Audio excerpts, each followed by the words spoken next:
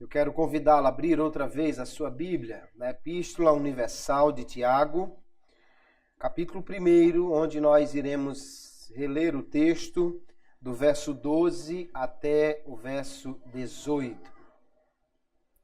Tiago, capítulo 1, verso 12 em diante, diz assim a palavra de Deus: Bem-aventurado o varão que sofre a tentação, porque quando for provado, receberá a coroa da vida, a qual o Senhor tem prometido aos que o amam.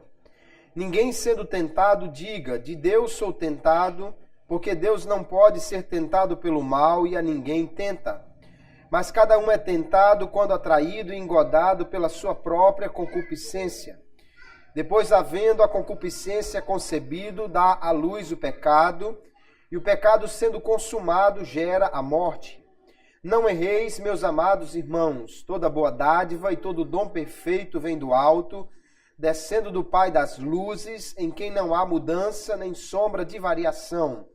Segundo a sua vontade, ele nos gerou pela palavra da verdade, para que fôssemos como primícias das suas criaturas. Amém. E graças a Deus por sua palavra. Esta epístola é uma epístola essencialmente prática, né? Alguns a consideram como o livro de Provérbios do Novo Testamento. Tiago vai tratando de um assunto após o outro, quase todos eles que dizem respeito a questões práticas, ao comportamento dos crentes, e assim vai nos dando uma verdadeira coleção de sabedoria, que são perfeitamente aplicáveis à nossa vida. Hoje nós vamos tomar esse texto que lemos, para, começando nele, tratar de um tema até pouco usual, que poucas vezes nós tratamos na igreja. Nós vamos falar sobre as coisas que Deus não pode fazer. Porque nós geralmente vamos mais falar do que Deus faz, né? Do que Deus pode fazer. Mas é importante nós conhecermos a Deus, conhecermos quem Ele é, o que Ele faz, como Ele age, para que nós possamos então servi-lo melhor e nos alegrar, inclusive, naquelas coisas que Deus não pode fazer. Quando nós pensamos em Deus, obviamente uma das características que nós mais nos lembramos do nosso Criador, do nosso Pai, é que Ele é onipotente. Dizer que Deus é onipotente é dizer que Ele pode fazer todas as coisas, né? Aliás, Deus é o único ser onipotente, que tem todo o poder. Dizer que Deus tem todo o poder significa que Ele pode fazer tudo. Só que nós definimos que esse atributo da onipotência diz que Deus pode fazer tudo segundo a sua natureza e a sua vontade. Tudo que Ele quiser fazer de acordo com o seu caráter. Essa é a definição realmente da onipotência de Deus. Na Bíblia nós vamos encontrar desde Gênesis até Apocalipse esse testemunho de que Deus é todo poderoso. Gênesis capítulo 17, nós já temos uma dessas ocorrências, quando Deus fala com Abraão e diz o texto: Sendo, pois, Abrão da idade de 99 anos, apareceu o Senhor a Abrão e disse-lhe: Eu sou o Deus Todo-Poderoso, anda em minha presença e sê perfeito. Deus estava se revelando, no princípio aqui no livro de Gênesis, e ele já se apresenta a este homem que recebeu o chamado para ser o fundador, a base de uma grande nação.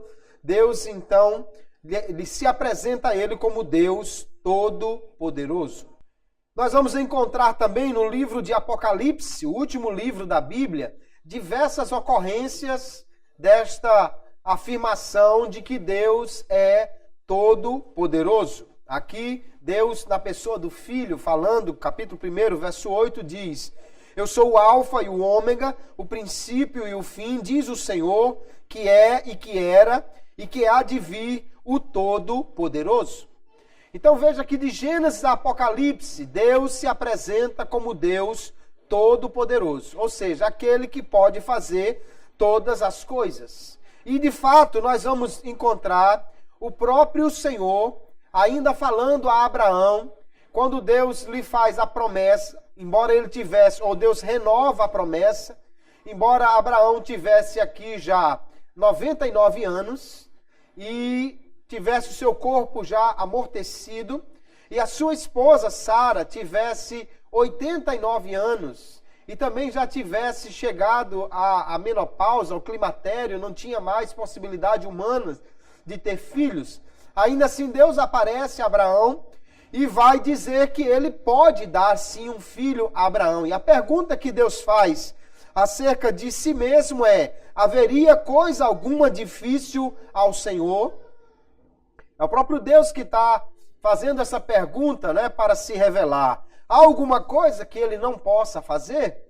Nós vamos encontrar também, Mateus capítulo 19, Jesus, naquele episódio que o jovem rico vai falar com ele, e os discípulos ficam perturbados acerca de quem poderá se salvar. E veja que Jesus dá aqui outra vez um testemunho da onipotência de Deus, dizendo, Jesus olhando para eles, disse-lhes: aos homens é isso impossível, mas a Deus tudo é possível. Ele está falando então que Deus tudo pode fazer. Ainda em Lucas capítulo 1, verso 37, nós temos o testemunho angelical, né, falando a Maria que Deus ia dar um filho a ela, já havia dado a Isabel, que era também estéril de avançada idade, e Maria ainda mais, Deus lhe daria um filho sem que ela tivesse o contato com um homem, né? Deus está dizendo então por meio do anjo, falando a Maria, e a mensagem dele diz, porque para Deus nada é impossível. Deus tanto pode fazer uma coisa que não funcionava mais funcionar, como Deus pode fazer alguma coisa funcionar sem as suas peças elementares. Deus pode dar um filho sem precisar sequer da participação do homem aqui, né? Então há muitos testemunhos dessa onipotência divina, de que Deus tudo pode fazer, que nada para ele é impossível. Nós vemos, porém, que o Deus que é todo-poderoso, ele age de forma harmoniosa com todos os seus atributos. Então o Deus que é onipotente também é o Deus santo, o Deus justo, o Deus bom, o Deus verdadeiro. E ele só faz e só fará aquilo que está em harmonia com o que ele é. Paulo aos Efésios vai dizer que Deus faz todas as coisas conforme o conselho da sua vontade. Deus só quer fazer alguma coisa que esteja de acordo com o seu caráter, obviamente. Então ele pode tudo? Pode. Mas a onipotência não significa apenas que Deus tem o poder de fazer tudo. Primeiro, Deus tem o poder de fazer tudo o que é possível. Nós vamos ver algumas dessas questões. E também, quando falamos de onipotência, porque Deus tem todo o poder, não quer dizer que ele tem a obrigação de usar todo o poder. Às vezes o próprio Deus vai restringir-se, vai deixar de fazer alguma coisa por causa das suas outras perfeições, dos seus outros atributos. Nós vamos ver então, queridos, que tem algumas coisas que Deus não pode fazer. Por exemplo, Deus não pode contrariar a lógica, né? Ou seja, Deus não pode fazer o que é logicamente ou realmente impossível. Não é que Deus esteja sujeito à lógica humana. É que Deus foi quem criou a lógica. Deus foi quem fez as coisas de forma estáveis. Deus foi quem fez as coisas de maneira que elas sempre se comportam da mesma forma. Então Deus criou leis e ele próprio, Deus, ele age dentro dessas leis. Nós vamos ver, por exemplo, que Deus não pode criar um ser semelhante a ele. Deus não pode criar um ser infinito, um ser eterno. Porque eterno é alguém que nunca foi criado, que não tem princípio nem fim. Então Deus não pode criar um ser eterno. Se ele criasse um ser, esse ser teria sido criado, então teria princípio, não é?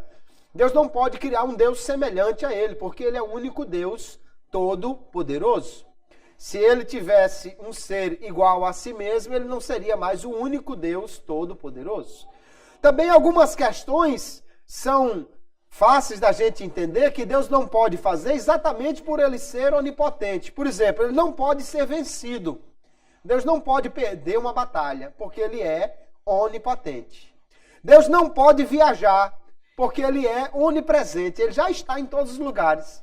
Então Deus não pode se deslocar de um lugar para outro. Ele simplesmente já está lá, não importa onde seja. Deus não pode também criar coisas que sejam fora da realidade. Deus não pode, por exemplo, criar quadrados redondos. Porque um quadrado não é redondo. Se for redondo, não é um quadrado. Só para a gente entender que quando nós falamos que Deus pode fazer tudo, o tudo aqui não é tudo sem absolutamente nenhum limite. Porque as questões que o próprio Deus estabeleceu põem limite àquilo que ele vai fazer. Eu gosto de uma frase de Agostinho de Hipona, que ele diz assim, no seu livro A Cidade de Deus, ele diz, é precisamente porque ele é onipotente que para ele algumas coisas são impossíveis.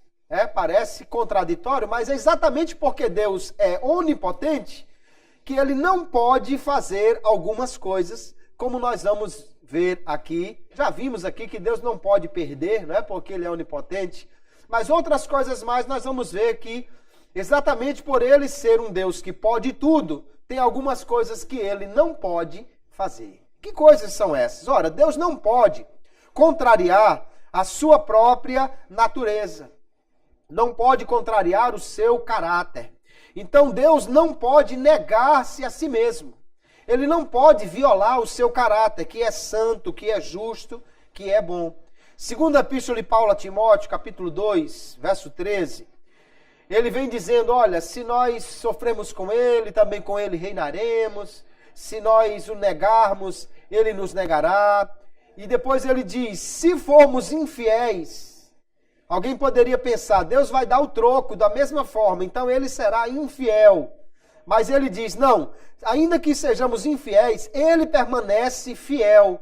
Por quê? Porque não pode negar-se a si mesmo. Deus não pode ser infiel, porque a sua natureza é de um Deus justo, de um Deus verdadeiro, de um Deus fiel. Isso é maravilhoso, irmãos, porque nós temos a certeza que Deus sempre será fiel. Fiel à sua própria natureza e fiel àquilo que ele faz, que ele diz. Deus não pode, então, mentir, porque ele sempre é verdadeiro. Os homens mentem, Satanás é mentiroso por natureza, mas Deus não pode mentir. Nós vamos ver diversos textos, como por exemplo, Tito, capítulo 1, verso 2, que diz, em esperança da vida eterna, a qual Deus, que não pode mentir, prometeu antes dos tempos dos séculos.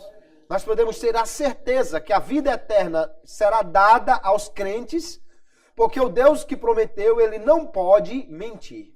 Quando Balaão está tentando amaldiçoar o povo que Deus já abençoou, então ele sabe que Deus é verdadeiro. Se Deus já decretou bênção sobre aquele povo, Deus jamais iria voltar atrás.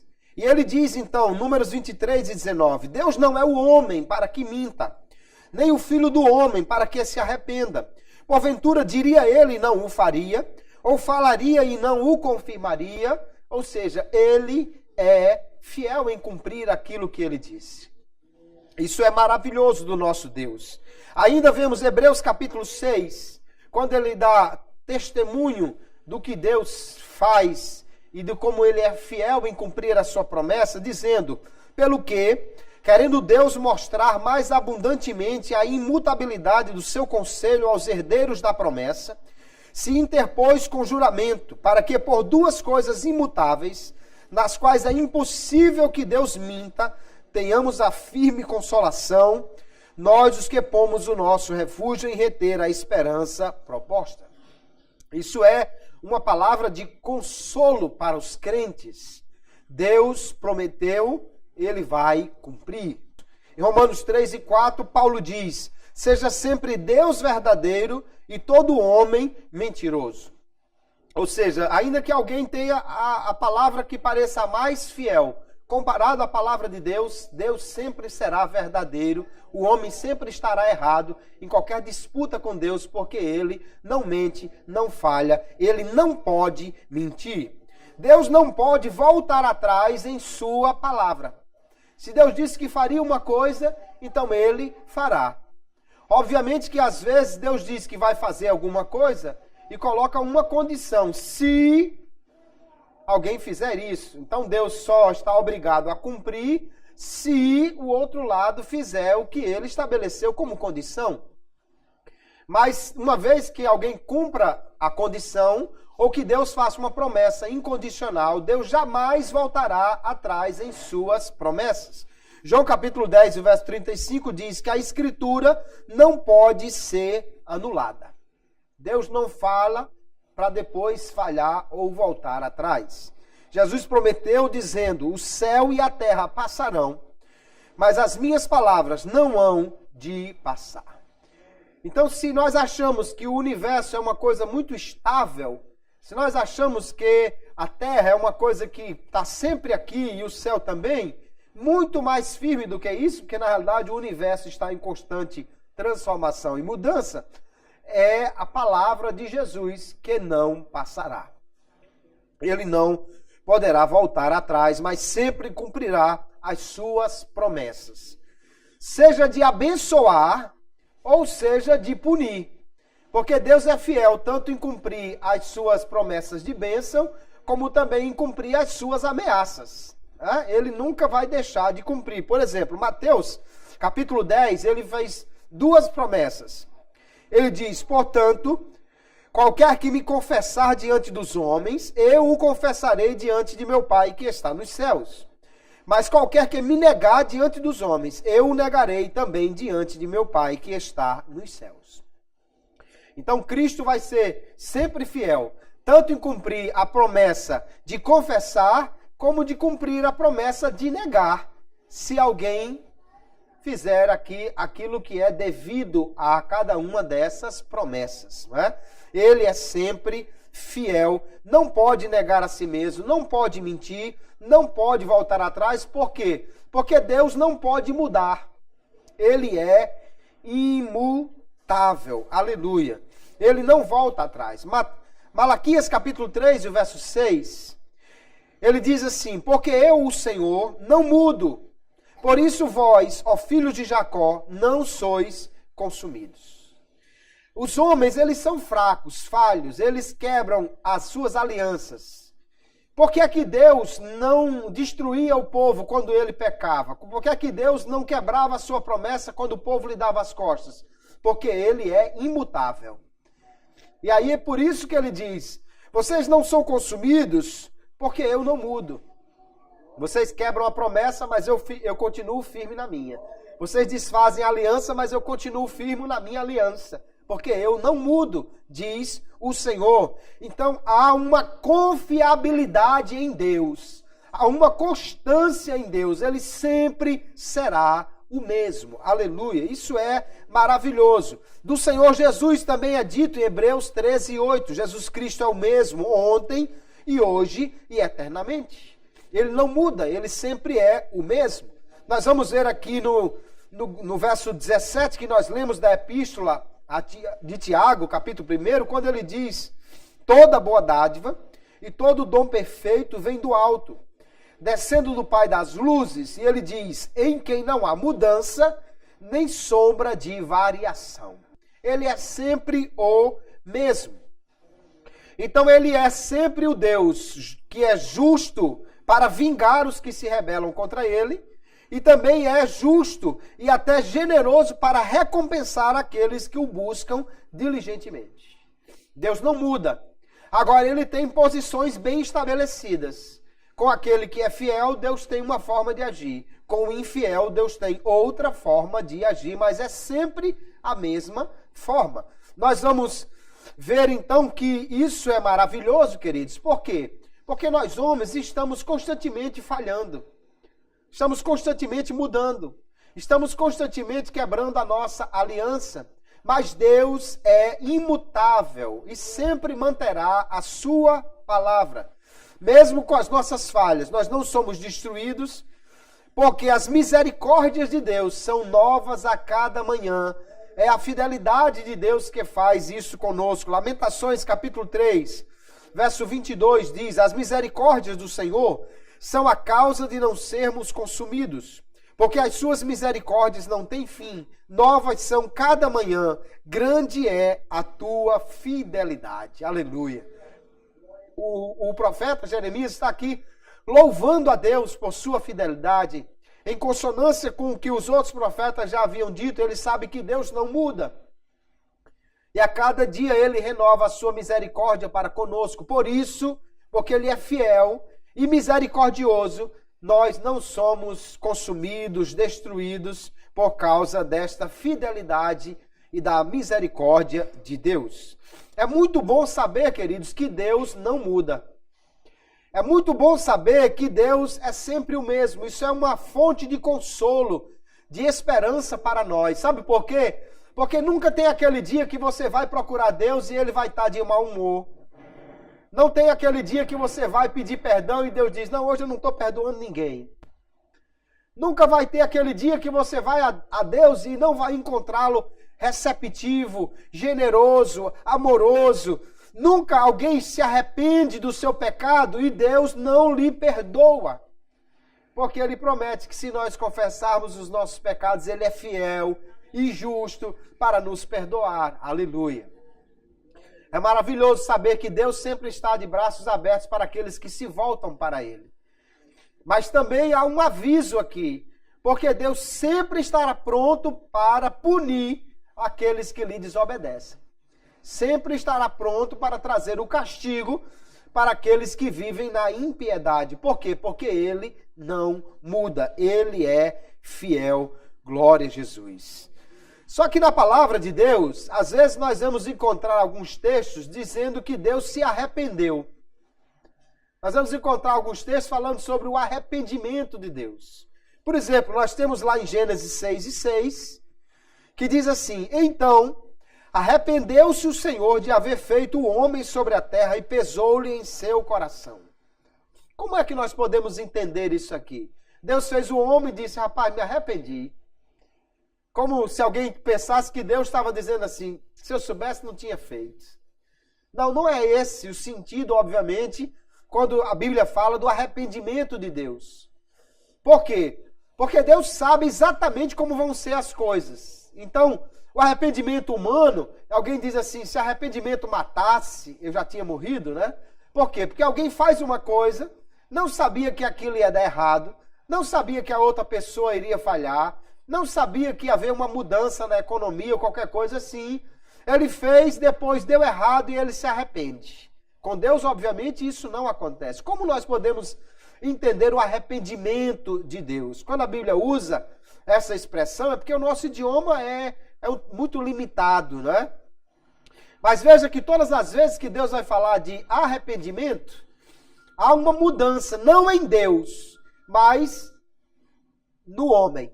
Aqui, por exemplo, Deus diz que arrependeu-se de haver feito o homem. Na verdade, foi o homem quem pecou e aprofundou-se na sua impiedade. Vamos ver também lá em 1 Samuel, capítulo 15, 1 Samuel 15, 11. Diz assim Deus: arrependo-me de haver posto a Saul como rei, porquanto deixou de me seguir e não executou as minhas palavras. Então Samuel se contristou e toda a noite clamou ao Senhor. Deus dizendo: estou arrependido de ter colocado Saul como rei. Por quê? Porque Deus não sabia que ia dar errado?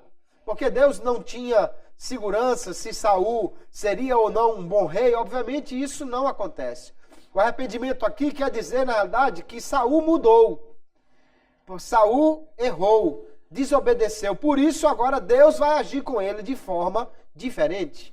Da mesma forma, nós temos lá em Jonas, capítulo 3, o verso 10. Jonas vai pregar em Nínive e ele tem uma mensagem dizendo: dentro de 40 dias essa cidade será destruída. Só que o povo da cidade se arrependeu. E veja o que acontece, capítulo 3, verso 10. E Deus viu as obras deles, como se converteram de seu mau caminho, E Deus se arrependeu do mal que tinha dito lhes faria e não o fez. Aqui de novo fala do arrependimento de Deus. Mas veja que de novo, quem mudou não foi Deus. Foram os homens que mudaram. Agora eles mudaram para melhor, né? Eles deixaram a sua vida de impiedade, se arrependeram, se contristaram, fizeram um jejum para dizer a Deus que estavam arrependidos das suas obras. Então, quando nós falamos, quando vemos a Bíblia falar de Deus se arrependendo, isso aqui na teologia se chama de antropomorfismo. Ou seja, uma forma humana de falar das atitudes de Deus. Não há uma outra forma melhor de dizer, então a Bíblia diz que Deus arrependeu-se, mas o que ela está dizendo de fato é que Deus mudou um tratamento que ele já havia antes dispensado a certos homens. Deus colocou Saul como rei. Deus iria abençoá-lo como rei. Mas ele pecou contra Deus e desobedeceu. Então agora o tratamento com Saul mudou. Deus havia prometido punir a cidade de Nínive, porque eles eram muito maus. Mas agora eles se arrependeram e se converteram a Deus. Então Deus mudou o seu tratamento para com os ninivitas. O que acontece, queridos, é que quando a Bíblia diz que Deus se arrependeu, na realidade há uma mudança nos homens e uma reação confiável em Deus ao comportamento humano. Ou seja, se a situação mudou, então a intenção de Deus é outra para a nova situação. Alguém era justo, aí ele peca e se rebela contra Deus, Deus trata o justo de uma forma e trata o injusto de outra forma. Mas ele sempre tratará o justo da mesma forma e sempre tratará o injusto da mesma forma. Ou seja, Deus sempre abençoará o que lhe obedece e Deus sempre punirá aquele que lhe desobedece. Então o arrependimento aqui na realidade é a mudança do tratamento de Deus para com alguém que mudou. Não foi Deus que mudou.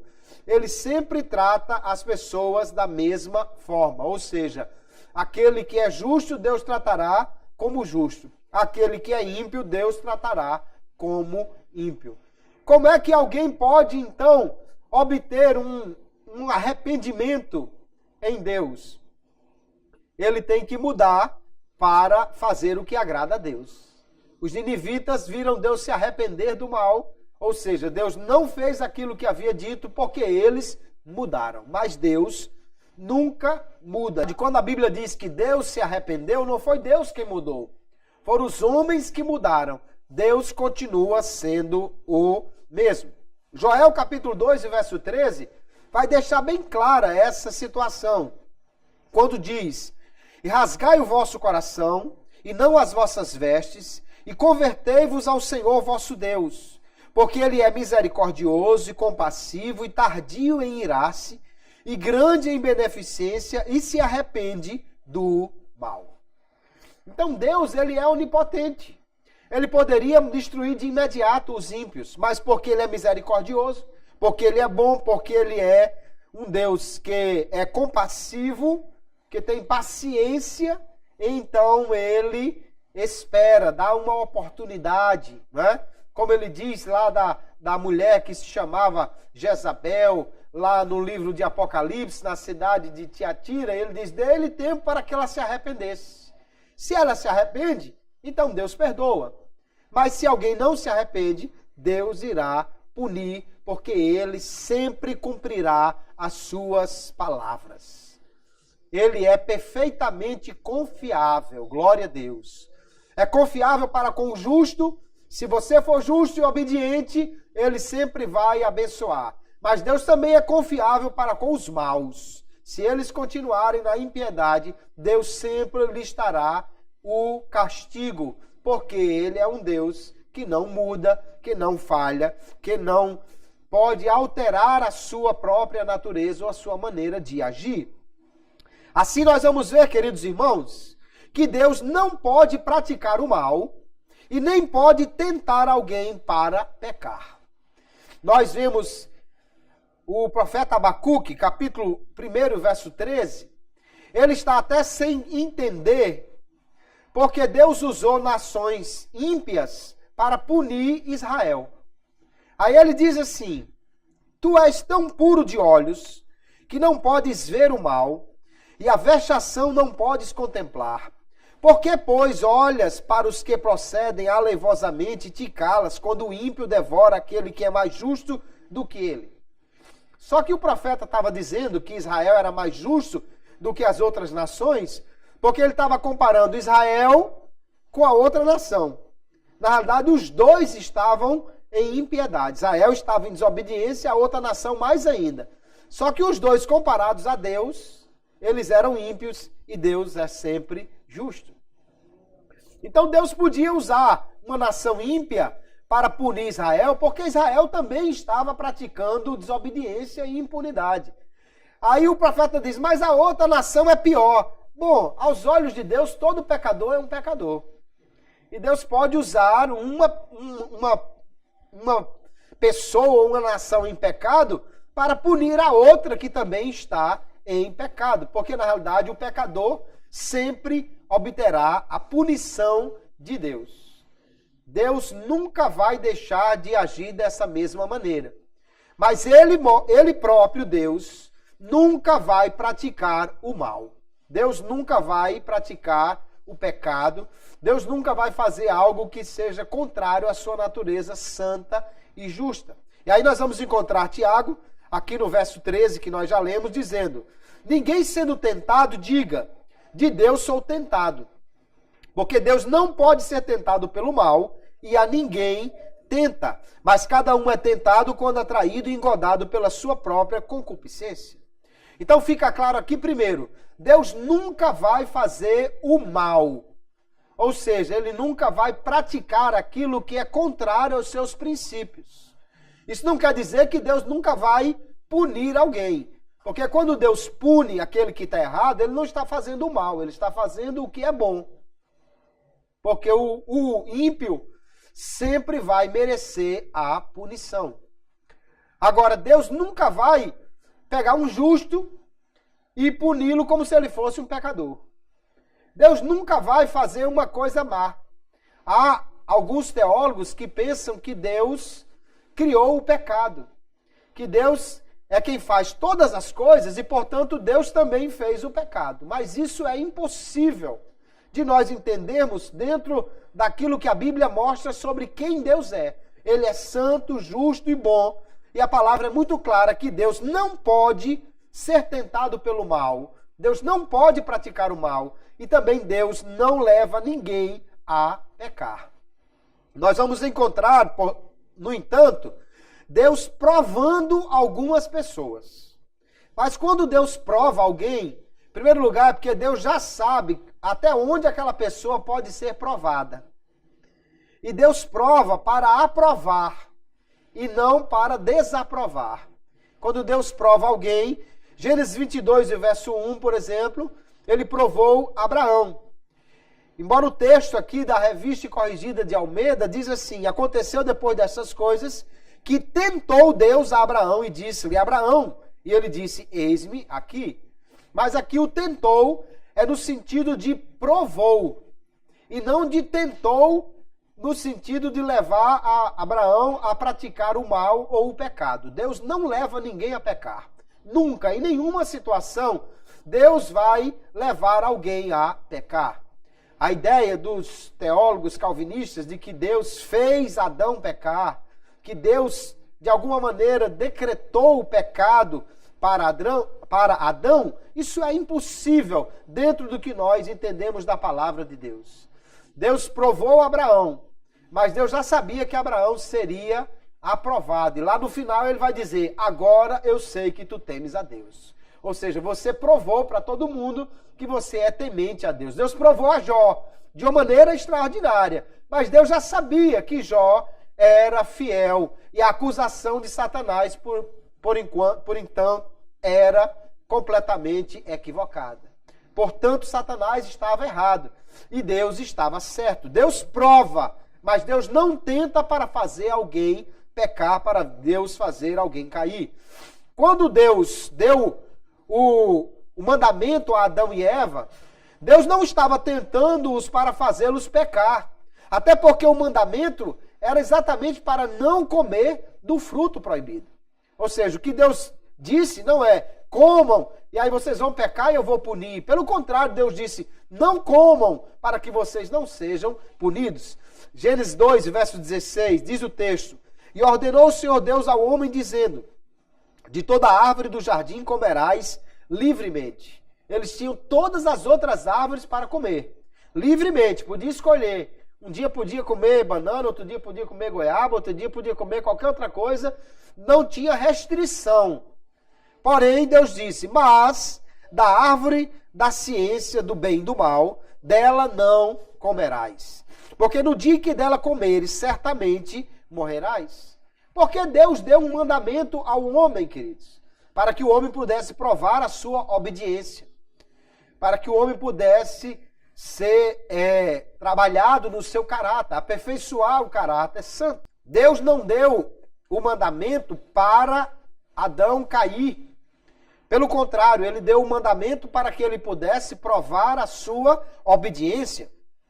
Aí eu gosto de uma frase aqui do teólogo holandês, Jacob Arminio, que ele diz: como era o dever do homem resistir à eficácia de todas estas diversas causas, e antes ele falou exatamente das causas que levou o homem a pecar, quais sejam a tentação de Satanás, a limitação do próprio homem. Ele diz que como o homem tinha o dever de resistir a essas tentações, a essas causas, ele tinha o dever, então ele diz, resistir também estava em seu poder. Deus jamais daria um mandamento que o homem não pudesse cumprir. Ele tinha o dever de obedecer, então ele tinha o poder de obedecer. Ele podia sim permanecer fiel. E Arminio explica, pois ele havia sido criado à imagem de Deus. Ou seja, o homem foi criado em santidade. O homem foi criado em perfeita inocência. Ele foi criado à imagem de Deus. E, portanto, ele diz, ele foi criado no conhecimento de Deus, sendo revestido em verdadeira justiça e santidade, que é o que ele declara na palavra de Deus. Veja, criou Deus o homem à sua imagem. A imagem de Deus os criou, macho e fêmea os criou. O homem foi criado à imagem de Deus, não apenas o macho e a fêmea. Que alguém podia pensar, não, Adão foi criado à imagem de Deus, mas Eva não. Não, Eva foi criada também à imagem de Deus. Sendo criado à imagem de Deus, o homem não tinha inclinação para o mal. Não tinha inclinação para o pecado. Então ele podia permanecer fiel. Deus não daria um mandamento que o homem não pudesse cumprir. Deus não tenta ninguém para cair. Deus prova alguém para aprová-lo. Esse era o objetivo também da aprovação de Adão e Eva. Efésios 4, 24 diz que, segundo Deus, o homem é criado em verdadeira justiça e santidade. Adão não era apenas inocente, ele era santo. Ele tinha a capacidade de fazer o que agradava a Deus. Por que ele caiu? Porque ele era também limitado e resolveu, porque tinha liberdade para isso, resolveu desobedecer quando tinha o poder de ser obediente. Deus, portanto, queridos irmãos, ele é perfeitamente confiável naquilo que ele faz. Agora nós temos que entender também, da mesma forma como Deus não pode praticar o mal, Deus não pode praticar a injustiça. Ele não pode perdoar o pecado sem o justo pagamento da pena devida. Por quê? Porque ele é justo. Deus não vai simplesmente dizer, não, você não quer pedir perdão, não quer se arrepender, mas tudo bem, eu lhe perdoo. Deus não vai fazer isso. Por quê? Porque se Deus trata o pecador como se ele não tivesse pecado, então ele vai ser injusto. E ele vai contrariar a sua natureza santa. Se Deus diz que vai punir o pecador, e no final Deus diz, não, deixa pra lá, não vou mandar ninguém para o inferno não vou punir ninguém. Então não há nenhuma ordem no mundo. E a santidade de Deus vai ficar completamente ferida. Porque Deus pune o pecador. Porque o pecado é uma agressão à santidade de Deus. Pecado é rebeldia, é desobediência. O pecado agride a natureza santa de Deus. E porque Deus é justo, ele não vai perdoar sem que haja o pagamento da pena devida. Porque os pecados dos homens são perdoados, porque a pena foi paga. Vamos ver o Senhor Jesus orando lá no Getsêmani. E veja que na sua oração ele está dizendo: Pai, meu Pai, se é possível, passe de mim este cálice. Todavia não seja como eu quero, mas como tu queres. Jesus está lá no Getsêmani e ele está orando: Deus, se é possível, que eu não precise enfrentar a tua ira na cruz. Mas, obviamente, ele foi até a cruz e suportou toda a ira de Deus. Por quê? Porque não é possível que Deus perdoe os pecados sem pagar a pena devida. Nós vamos encontrar o Senhor Jesus lá no caminho de Emaús, falando com 2 dos seus discípulos e dizendo: porventura não convinha que o Cristo padecesse essas coisas e entrasse na sua glória? Então ele está dizendo: olha, era necessário que o Cristo sofresse. Era necessário que ele passasse pela cruz. Porque a cruz se tornou necessária? Porque o homem, sendo pecador, não tinha como pagar por sua própria culpa. Alguém tinha que pagar para que Deus pudesse perdoar. E aí nós vamos ver então que esse homem, sendo pecador, o homem depois que pecou e caiu, e lá em Romanos capítulo 3, verso 21 em diante, o apóstolo Paulo vai falar: todos pecaram, estão destituídos da glória de Deus. Então Deus foi preciso fazer com que Cristo pagasse, para que ele fosse justo e justificador daqueles que creem em Cristo. O homem estava no pecado, debaixo da ira de Deus e da maldição da lei. Então ele tinha que sofrer a pena. Ele não tinha como pagar essa dívida. Ele não tinha como satisfazer as exigências da santidade e da justiça de Deus. Ou então, ou o homem morreria, pagaria por seus pecados, ou então alguém teria que pagar esta conta no lugar do homem. E aí é exatamente que Cristo, sendo o sacrifício e o sacerdote perfeitos, morreu pelos homens. Glória a Jesus por sua maravilhosa obra por nós. Por que é que o homem não podia pagar por sua culpa? Em primeiro lugar, porque a Bíblia exige, e os sacrifícios do Antigo Testamento são uma figura do que Deus requer, né? Deus sempre exigia um sacrifício perfeito. Animais defeituosos não podiam ser oferecidos a Deus. Mas o homem não tinha nada perfeito para oferecer a Deus, porque o homem, em sua depravação total, tudo que ele faz é maculado pelo pecado. Tudo que ele faz é manchado pelo pecado. Ou seja, o homem não tinha um sacrifício perfeito. Outra coisa é que Deus exigia que o sacerdote que fosse oferecer o sacrifício, ele também fosse perfeito. Ou seja, ele tinha que se santificar, ele tinha que se purificar. E o homem, sendo impuro, ele nem tinha um sacrifício perfeito, nem ele mesmo era perfeito para poder oferecer um sacrifício que fosse aceito por Deus. Qual era a única maneira, então, disso funcionar? Era Deus enviar seu Filho, que é justo, que viveu aqui nessa terra e nunca pecou, nunca fez o que desagradava a Deus. Então ele era o perfeito sumo sacerdote, aquele que não tinha pecados, e ofereceu a si mesmo. O seu sangue foi derramado como uma oferta a Deus em nosso lugar. A primeira figura disso é lá no Antigo Testamento, quando Deus estabelece a Páscoa. O cordeiro pascual, que tinha que ser um cordeiro perfeito, sem manchas, sem perna quebrada, sem nenhum defeito. Aquele cordeiro morreria no lugar dos primogênitos da casa dos hebreus. Ali Deus já estava apontando que para que pudesse ser perdoado o pecado dos homens, um sacrifício substitutivo teria que ser feito. Alguém teria que pagar esta pena pelos homens. Jesus então morreu por todos os homens, como uma propiciação, ou seja, ele estava aplacando a ira de Deus, como uma redenção, ou seja, ele estava pagando o preço para nos comprar de volta, porque nós estávamos escravizados, e sendo também uma reconciliação. Ele nos fez agora de novo estar em amizade com Deus. Como? A sua perfeita justiça foi atribuída a nós e o nosso pecado foi pago por ele. Glória a Jesus. Assim, então, nós podemos ser perdoados dos nossos pecados.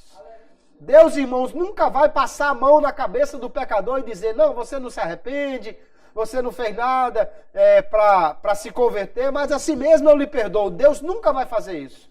Deus não pode fazer isso. Por quê? Porque Ele é justo. Porque Ele é santo. Então nós somos perdoados. E só somos perdoados porque Cristo morreu por nós na cruz, pagando o preço pelo nosso pecado. A pena que era para mim, o castigo que era destinado a mim. Isaías 53 diz, pelas suas pisaduras fomos sarados. Aleluia. O castigo que nos traz a paz com Deus estava sobre ele. Por ele ter pago esta conta, é que nós podemos ter outra vez comunhão com o nosso Deus. Por que é que Jesus foi até a cruz?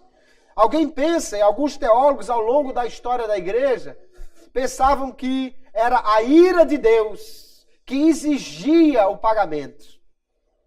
A ira de Deus era o motivo de Jesus ter vindo à terra. Porque Deus era um Deus irado, que estava querendo destruir os homens. Cristo teve que vir para poder aplacar a ira de Deus com o seu sacrifício. Mas não é isso que a Bíblia mostra. A Bíblia não mostra Deus o Pai irado e Jesus o Filho gracioso querendo aplacar a ira de Deus. Não, Pai, tenha calma, eu vou fazer alguma coisa, não mate eles não destrua os homens não, eu vou pagar por eles. Não há esse conflito em Deus.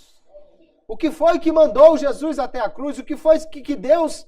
Qual foi o motivo? Qual foi a causa? Qual foi a razão de Deus ter mandado Jesus para morrer por nós? Foi o amor de Deus por nós.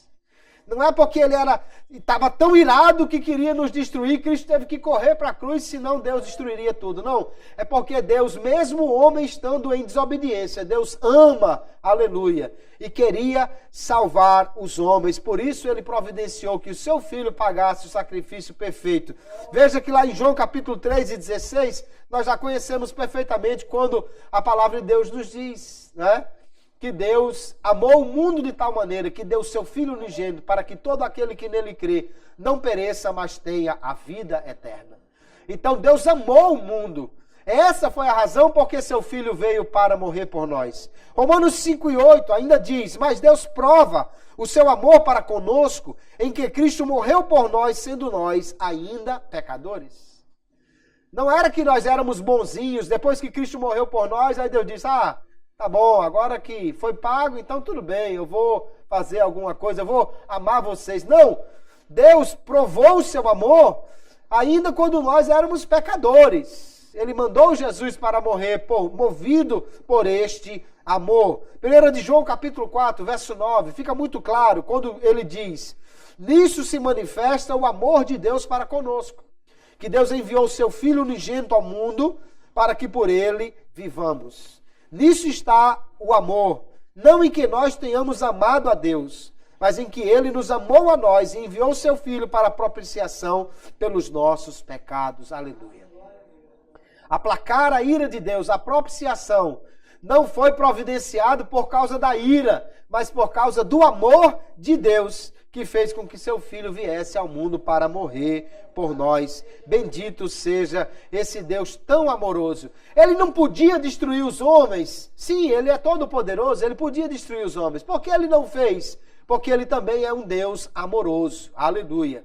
A essência de Deus é amor. Por isso ele enviou o seu Filho, para que ele pagasse o preço por nós. O meio pelo qual o pecador tem acesso aos benefícios da morte de Cristo, no entanto, é a fé nele. Ou seja, Cristo morreu por todos os homens, mas ninguém será salvo automaticamente se primeiro não crer em Jesus. Não foi outro que estabeleceu isso, não foi o homem que estabeleceu isso, foi o próprio Deus que estabeleceu isso. Efésios capítulo 2 e verso 8 diz, porque pela graça sois salvos por meio da fé. O que foi que mandou Jesus até a cruz? que Deus enviasse seu Filho até a cruz, a graça de Deus, o amor de Deus. Mas como é que eu tenho acesso a essa graça? Por meio da fé. Isso não vem de vós, ele diz, é dom de Deus. A graça é um presente imerecido. Mas a fé, que é possibilitada por Deus também para nós, por seu Espírito que trabalha no nosso coração, aplicando a palavra, e a Bíblia diz que a fé vem pelo ouvir e ouvir pela palavra. A fé também é dada por Deus nesse sentido. Mas Deus não crê pelo homem. O homem precisa crer para poder receber os benefícios da morte de Cristo. Aleluia. Deus não pode salvar o incrédulo, porque ele determinou salvar apenas os que creem. Se Deus disse que salvava só os que creem, então ele não pode voltar atrás e agora salvar alguém que não crê. A Bíblia é muito clara nisso. 1 Coríntios 1 e 21. Visto como na sabedoria de Deus o mundo não conheceu a Deus pela sua sabedoria, aprove a Deus salvar os crentes pela loucura da pregação. Os crentes, os que creem, esses é que são salvos. Aleluia. Deus não salva incrédulos. Alguém pensa assim, que Deus simplesmente pega um incrédulo e dá a fé a ele, ou atribui fé a ele e salva. Não, Deus não faz isso. O homem precisa crer. Se Deus simplesmente desse fé ou regenerasse um incrédulo, porque alguém pensa que o homem primeiro é regenerado para depois ele crer. Não é assim que a Bíblia ensina. A Bíblia ensina que nós somos regenerados pela fé. Nos tornamos filhos de Deus pela fé. Então primeiro o homem crê, depois ele é regenerado. Aqui nós vamos encontrar Gálatas 3 e 22. Mas a Escritura encerrou tudo debaixo do pecado, para que a promessa pela fé em Jesus Cristo fosse dada aos crentes.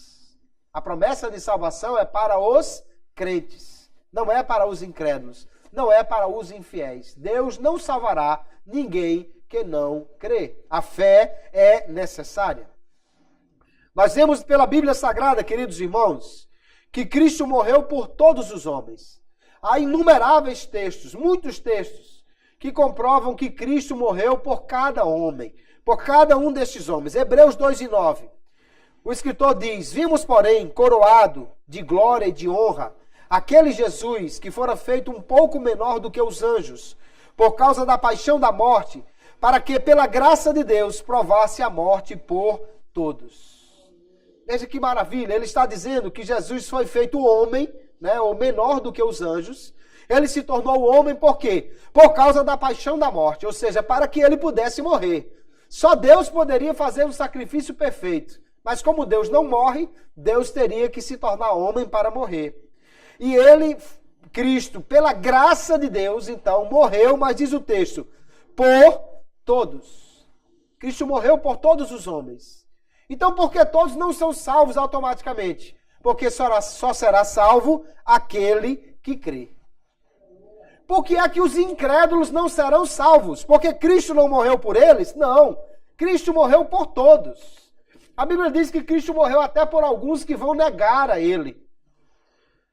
Por que é que alguém então não será salvo? Não é porque Cristo não morreu por eles, é porque eles não creram nele.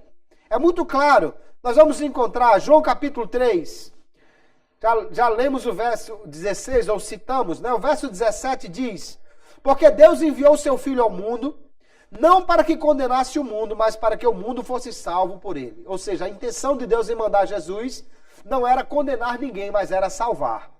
E ele diz, quem crê nele não é condenado, mas quem não crê já está condenado, porquanto não crê no nome do unigênito Filho de Deus. Então, se alguém crê, não será condenado. Mas quem não crê já está condenado. Por quê? Porque Deus deu a única maneira dele se salvar e ele não quer receber pela fé que Jesus tenha morrido em seu lugar. Então, quem não crê não será salvo. Imagine uma situação. Alguém está numa selva e de repente a mata pegou fogo.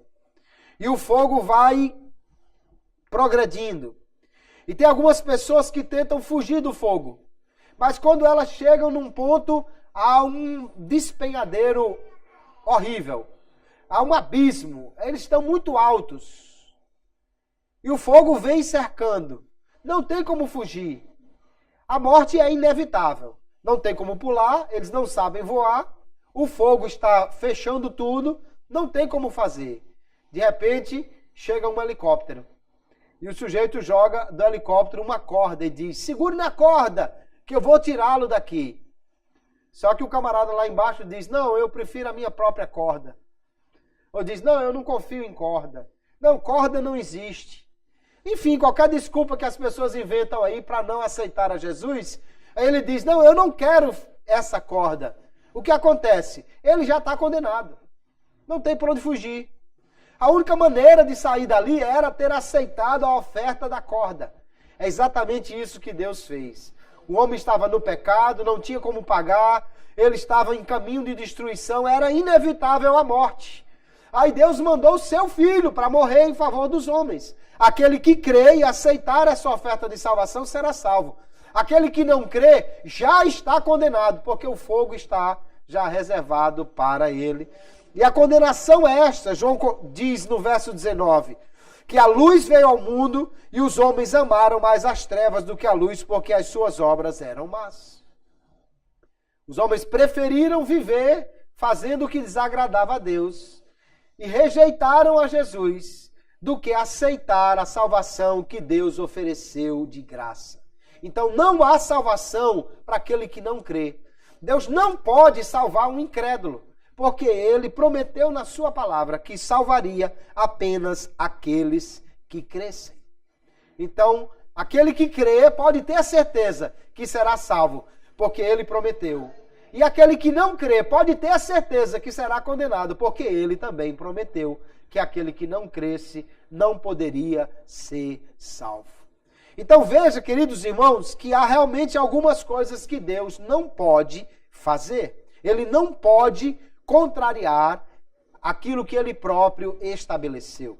Vou citar uma frase do teólogo Orton Wilde, que ele diz: a expiação é universal, ou seja, Jesus morreu por todos os homens. Isto não significa que toda a humanidade será incondicionalmente salva, mas que a oferenda sacrificial de Cristo satisfez a tal ponto os reclames da lei divina, que fez da salvação uma possibilidade para todos. A redenção é, pois, universal ou geral no sentido provisional, porém especial ou condicional em sua aplicação ao indivíduo. Ou seja, Jesus morreu por todos, mas só será salvo aquele que crê. Jesus pagou o preço por todos, mas só terá esse benefício aquele que receber pela fé. Imagine que o prefeito da cidade, é só uma hipótese, mandasse publicar: amanhã, a partir do meio-dia, todo cidadão de Galinhos tem direito a R$1.000. É só passar na prefeitura e comprovar que é morador de Galinhos e vai receber o dinheiro. Isso é só uma hipótese, tá? Ninguém vai na prefeitura amanhã dizendo que eu falei isso. Agora vamos supor que alguém disse assim: que conversa é essa? Não está vendo que o prefeito não vai dar R$1.000 a ninguém? Eu não acredito não, eu não vou nem lá. Mas se fosse verdade, e se houvesse de fato o decreto, e se de fato o dinheiro estivesse lá, ou seja, o prefeito faria a conta de quantos habitantes teria e disponibilizaria o dinheiro de R$1.000 para cada habitante. Mas quem não foi buscar, perdeu. Quem não acreditou, não foi lá e não recebeu o dinheiro. Ainda teve gente que recebeu, voltou, passou na casa dele: ei, é verdade, ó, eu recebi. Que conversa é essa? Eu não acredito não, isso é mentira sua. E assim não receberia o benefício. Não é que não tivesse dinheiro para ele, é que ele não acreditou e não foi buscar.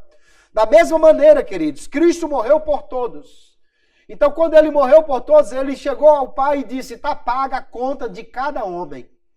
Está paga, não deve mais nada. Aí Paulo diz, Romanos 8:1, nenhuma condenação há para os que estão em Cristo Jesus. A conta foi paga, mas tem gente que não quer acreditar nisso. Tem gente que não quer receber essa oferta de Deus e, portanto, não será salvo, porque Deus não pode forçar alguém a crer nele. Porque senão não seria algo que o homem fez, ou seja, acreditou. A fé não tem nada a ver com as obras. A salvação pelas obras eu sou salvo por aquilo que eu fiz. Salvação pela fé eu sou salvo não por aquilo que eu fiz, porque eu não tinha como fazer, mas eu sou salvo por aquilo que Cristo já fez por mim. Eu acreditei que Ele morreu por mim, então eu sou salvo pela fé. Mas Deus não crê pelo homem, amados. É preciso que o homem creia. O Espírito Santo fala ao coração, apresenta a verdade de Cristo, o homem precisa exercer a sua fé, que é simplesmente depositar a sua confiança para a salvação em Cristo. Quem não fizer isso, não será salvo. Deus não crê pelo homem, Deus não obriga o homem a crer, porque se Deus obrigasse o homem a crer, então Deus, para ser justo, teria que obrigar a todos os homens a crer. Se você pode salvar, tem 4 pessoas caíram na água, estão se afogando.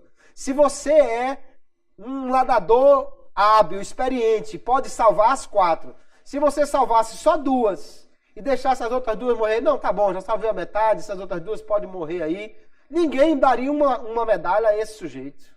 Ninguém diria que ele é um herói. Como assim? Ele podia salvar as outras 2 e deixou-as morrer?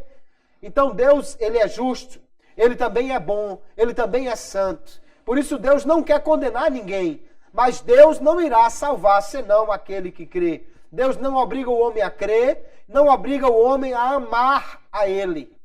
Porque o amor forçado não é verdadeiro. Só pode existir amor se houver liberdade de escolha. Né? E aí nós vamos ver que o verso 12 aqui, Tiago diz: bem-aventurado o varão que sofre a tentação. Deus não tenta o homem para fazê-lo cair. Por isso que ele diz que é feliz aquele que é tentado, é provado por Deus. E ele diz, porque quando for provado, receberá a coroa da vida.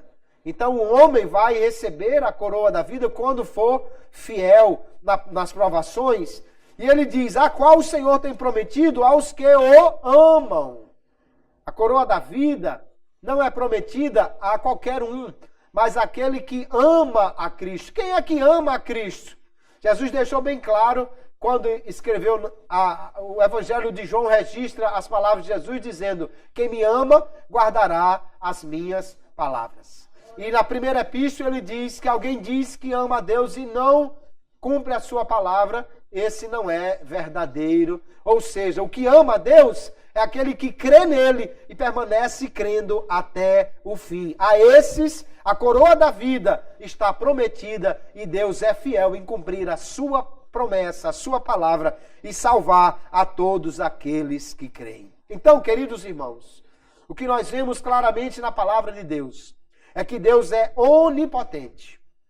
Deus é todo-poderoso. Ele pode fazer qualquer coisa, mas ele sempre agirá de acordo com a sua natureza. O Deus poderoso também é o Deus santo, é o Deus justo, é o Deus que é bom, é o Deus que é amor. Então Deus sempre vai agir de forma harmoniosa com os seus atributos. Ele é justo, mas ele é amor. Então ele não vai usar a justiça independentemente do amor. Deus é amor? Mas ele é justo. Ele não vai usar o amor independentemente da justiça. Deus, então, agirá de forma equilibrada. Ele não pode fazer diferente, porque ele é um Deus fiel à sua natureza. Deus não pode contrariar a sua natureza. Deus não pode contrariar os seus decretos. Ele é fiel a si mesmo. Se ele prometeu, ele vai fazer. Se ele decretou, ele vai cumprir. Se ele disse que faria, acontecerá, porque ele é fiel. Se Deus prometeu salvar os que creem, você está firme. A sua salvação está garantida, porque se você creu, ele vai lhe salvar. Mas se alguém não crê, jamais poderá obter a salvação. Deus não salvará incrédulos. Nós precisamos, então, conhecer a Deus. Por isso é importante estar aqui nesta noite. Por isso é importante aprender a palavra de Deus. Porque alguém que não conheça Deus pode achar que ele vai fazer diferente. Mas é conhecendo a Deus que nós saberemos como ele age. Conhecendo a Deus, conheceremos também a sua vontade. E aí vamos buscar cumprir essa vontade para nós, a fim de alcançarmos as bênçãos que Ele tem reservado para os que lhe agradam. Deus quer abençoar o homem, Deus quer salvar. Deus quer dar do seu amor e graça a todos os homens. Mas só receberá plenamente os benefícios que Deus tem para o homem aquele que fizer o que Deus requer na sua palavra. Aquele que crê, que obedecer, que for fiel, esse receberá de Deus tudo o que Ele tem preparado para os crentes fiéis que o amam guardando a sua palavra. Então, queridos, que nesta noite nós possamos sair daqui consolados por essa palavra. Deus não muda, aleluia. Ele está sempre receptivo, sempre de braços abertos para aqueles que se voltam para Ele em arrependimento e fé. Deus nunca falha nas suas promessas, mas também Deus nunca falha nas suas ameaças. Então nós precisamos, para fugir da ira de Deus, correr para os braços amorosos de Deus. É a única saída para o homem. E sempre que nos voltarmos para Ele, Ele nos acolherá, porque Ele não pode ir contra a sua própria natureza. Aquilo que Ele prometeu, Ele vai fazer, porque Ele não pode mentir. Mas Ele só salvará aquele que crê, porque Ele não pode perdoar aquele que não creu ou que não aceitou que Jesus tenha pago em seu lugar pela pena que era devida ao pecado do homem. Assim, vamos continuar cada dia conhecendo mais a Deus e aplicando essa palavra ao nosso coração. Porque Tiago também vai dizer na sua epístola que nós devemos ser não apenas ouvintes, mas praticantes da palavra de Deus. Pratique esta palavra e você será abençoado. Deus em Cristo continue abençoando a todos, no nome de Jesus. Amém.